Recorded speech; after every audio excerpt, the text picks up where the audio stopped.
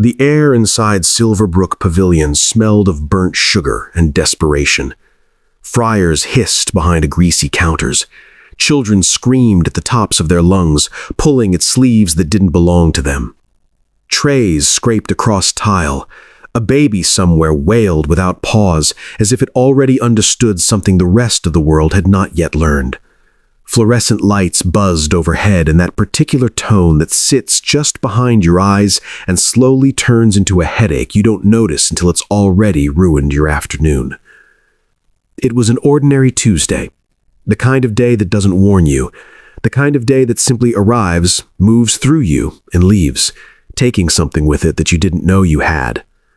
And then, in the dead center of all that noise, the world went quiet. Not everywhere. Not all at once, but in one small circle of tile, maybe 20 feet across, silence fell like a curtain dropping at the end of a show nobody had paid to see. A man lay on the floor. He was broad, weathered, the kind of man who looked like he had carried heavy things his whole life, boxes, burdens, years. His leather vest was creased beneath him, the kind of vest worn so long it had taken the shape of the person inside it. His boots were angled wrong, one heel barely touching the ground, as if he had simply paused mid-step and forgotten in that paused moment how to continue. His lips had begun to turn blue. Not all the way, not yet, but the color was leaving him slowly, the way evening light leaves a room, gradually, then completely. His eyes were open.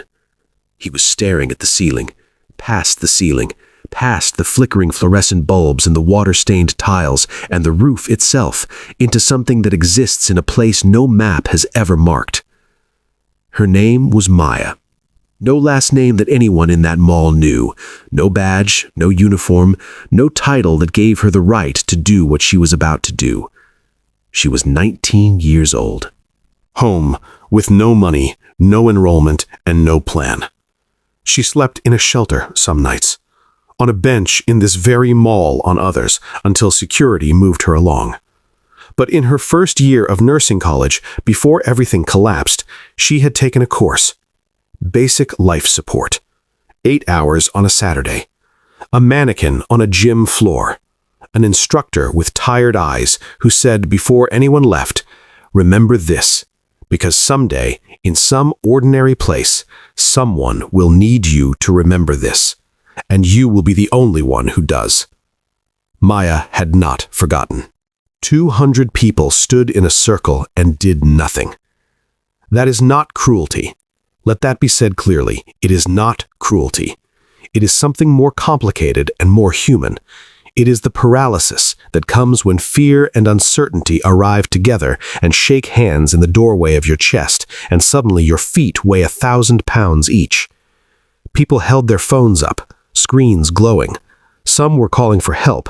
Others, more than anyone would later admit, were simply filming, as if recording the moment would transfer the responsibility of it onto someone else, somewhere else, at some later time. A security guard spoke into his radio. No one answered. A woman in a yellow coat said someone should do something, and looked at the person next to her. And that person looked at the person next to them, and the glance traveled around the circle and came back to the woman in the yellow coat, and nobody moved. A child asked her father what was wrong with the man on the floor. The father said, "He's sleeping." The man on the floor was not sleeping. His chest had stopped rising. His lips were fully blue now. The clock inside his body, the one none of us can hear but all of us depend upon, was winding down, second by second, in the middle of a food court that smelled of burnt sugar and noise. He had perhaps 4 minutes, maybe less. Maya saw him from across the room. She saw the angle of his boots first, that wrong angle. In nursing school, they had talked about how the body falls, how it is different from sitting, different from lying down, different from sleeping. The body, when it falls without warning, lands like something that has been abandoned mid-sentence. That's what she saw. A sentence without an ending. She pushed through the edge of the crowd without asking permission. People moved aside not because they wanted to, but because she moved in a way that did not leave room for them not to. She dropped to her knees beside him. Up close, he was older than she'd thought, maybe 60. Gray at his temples, deep lines around his eyes from a life spent either laughing or squinting into the sun. She couldn't tell which. He wore a ring on his left hand, worn smooth the way rings get when someone has never taken them off. There was a photograph in the breast pocket of his vest. She could see the corner of it. A face she would never see fully. A person who, somewhere right now, did not know that the world was balanced on the edge of a decision being made by a barefoot girl in a torn mall. She pressed 2 fingers to his neck. Nothing. She tilted his head back, checked his airway, looked at his chest. Nothing. She placed her palms over his sternum, one hand over the other, fingers interlaced, and she locked her elbows and she pressed down. The crowd did not cheer. The crowd whispered, "Who is she? Does she know what she's doing? Someone should stop her. She could hurt him. She looks homeless. Where are the paramedics?" Maya heard all of it, every word. She had spent months being the person people whispered about, the person people looked through, the person who was asked to move along. She knew exactly what they were saying and exactly what they meant. She did not stop. Her arms burned. CPR is not gentle work. It is violent and necessary, like all the most important things in life. You press hard enough to break ribs sometimes. You press knowing that. You press because a cracked rib heals. The alternative does not. Sweat gathered at her temples. Her shoulders shook with the effort. She counted under her breath. 1, 2, 3. The rhythm of it keeping her anchored when everything else wanted to pull her loose. A man in a business suit stepped forward. "Excuse me, do you have any medical training?" She did not answer him. "I said, do you have—" "Count with me or move back," she said. Her voice was low, steady. It was the voice of someone who had nothing left to lose and had therefore stopped being afraid. The man in the suit stepped back. She kept pressing. At the 1-minute mark, doubt arrived, the way it always does, uninvited, settling into the space between one compression and the next. What if it's too late? What if you're doing it wrong? What if you make it worse? What if... She pressed harder. She thought of the instructor with tired eyes on that Saturday morning. Someday, in some ordinary place, someone will need you to remember this. She remembered. 1 minute and 40 seconds. That is how long it took. 1 minute and 40 seconds of a 19-year-old girl with bare feet and torn jeans and no title and no badge and no reason anyone in that circle would have chosen her, pressing her hands against a stranger's chest in a food court that smelled of burnt sugar, counting in a voice that did not shake, refusing to stop. The man's body jolted. It was not graceful. Life returning is never graceful.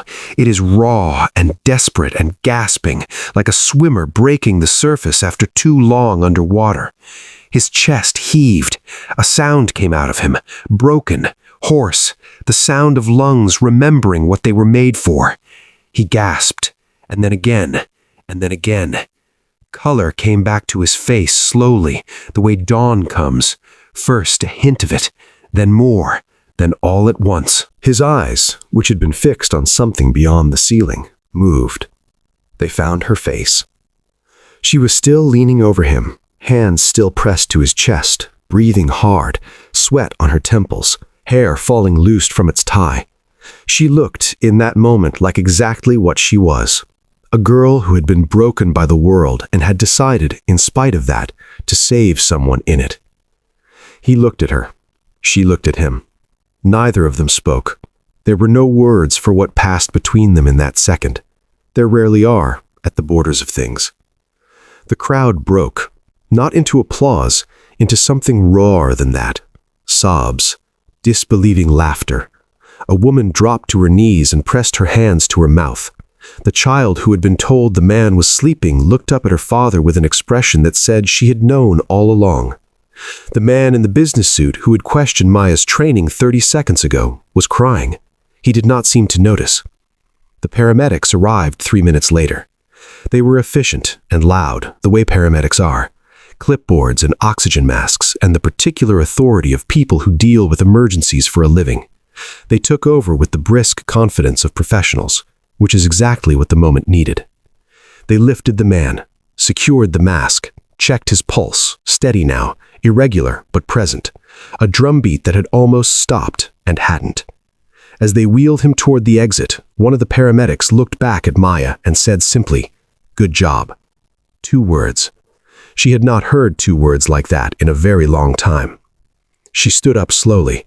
Her arms were shaking, not from fear now, but from the physical reality of what she had done. She stretched her fingers, looked at her hands. These same hands that had knocked on shelter doors, that had accepted paper cups from cashiers who looked through her, that had held her mother's hand in a hospital corridor at 3 a.m. and tried to be strong enough for both of them. These hands had just pulled a man back from the edge of everything.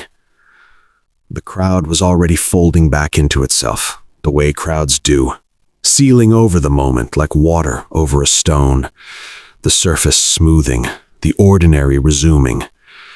People picked up their trays. Someone's smoothie, melted and forgotten on a table, was thrown away.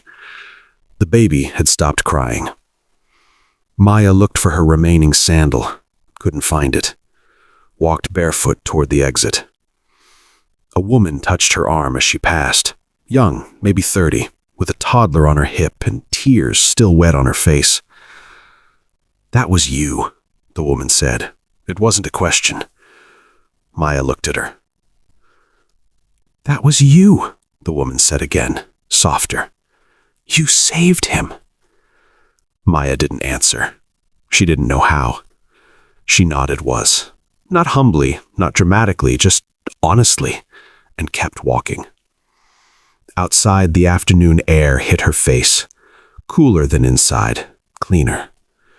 She sat down on the curb, put her face in her hands, and for the first time in 6 months, she cried. Not from sadness, but from the release of something that had been held too tightly for too long. From the strange, overwhelming discovery that she was still capable of something extraordinary, that the world had taken so much from her and had not taken that. We sort people. We do it without thinking, without meaning to, sometimes without knowing. We look at the shoes, or the lack of them. We look at the clothes, the hair, the neighborhood, the accent, the age, the address. We decide in the space of a glance what someone is worth, what they're capable of, whether they belong. On that Tuesday in Silverbrook Pavilion, 200 people stood in a circle, and the one who moved was the one nobody would have chosen. She had no credentials visible. No uniform, no reason by the world's accounting to be the hero of anything. She was a girl who had fallen through every crack the system offers, who had lost almost everything, who was surviving on the margin of things. And she remembered. She remembered what she had learned. She remembered what she was capable of. She remembered that survival is not the same as living, and that living sometimes means dropping to your knees for a stranger in a food court and pressing your hands over their heart and refusing to let them go. The world will take things from you. It will take your plans, and your room with the east-facing window, and your scholarship, and your certainty about how things were supposed to go. It will take your sandals sometimes and leave you barefoot on cold tile. But it cannot take what you know. It cannot take what you are made of. No one is too small, too broken, too unseen to matter in the moment that asks for them. Maya walked out of that mall without a thank you, without a name in the paper, without a photograph or a moment of recognition from the crowd that had watched and whispered. She walked out with something better, She walked out knowing that when the moment came, the one we all hope never comes, the one we are never ready for, she had not looked away. She had moved. If you are watching this on Paths of Honor, this story is for you. Not the you that has everything together, the you that is holding on. The you that feels unseen, overlooked, underprepared, unworthy of the moment you're standing in. That is exactly the you the world needs. Learn CPR, take the class, give the Saturday, sit on the gym floor with the mannequin and the tired instructor and learn the rhythm that can hold back time with the strength of your palms. It takes less than a day to learn something that can change everything. But more than that, remember Maya.